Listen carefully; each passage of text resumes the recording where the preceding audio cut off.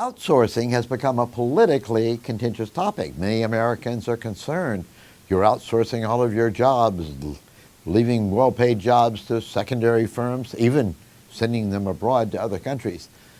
We'll talk about that, but the real form of outsourcing that Americans should be very concerned about is the outsourcing by Congress of its legislative power. More about that in a moment.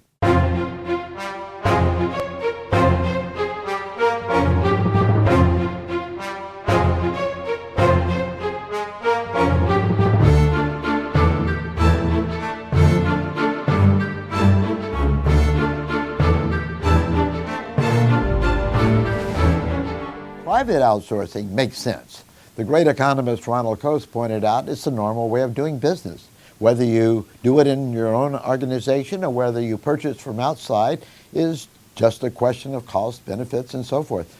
And firms are disciplined in that process by the market, and that process has made us much, much better. But outsourcing in the political world is very, very different, because politics is about separating powers and disciplining the coercive force of government, making sure it does not get out of control. That's what the Constitution did in the separation of powers. Congress was responsible for enacting laws. The executive branch, the regulatory agencies and so were to implement those laws, and the Supreme Court was to adjudicate whether they made sense within the founding prescription. When we outsource Congress, when we outsource the legislative lawmaking powers of Congress to nameless bureaucrats in the regulatory agency, we destroy the disciplines needed to ensure that our politics advances the public interest.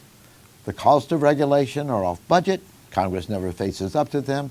The deal-making that translates the vague motherhood statements into actual pain and suffering and benefits for the American public is not done by anyone accountable. It's done by, again, these interest groups working with the bureaucrats. And the whole discipline needed and established by the Constitution is destroyed. That form of outsourcing is totally antithetical to everything America stands for. It's the kind of outsourcing that has created the massive, almost $2 trillion regulatory state we now see. That kind of outsourcing should stop. Congress should do what it's supposed to do, which is to make the laws and suffer the consequences and gain the benefits of serving the role it plays. Outsourcing the political world is a very, very bad idea.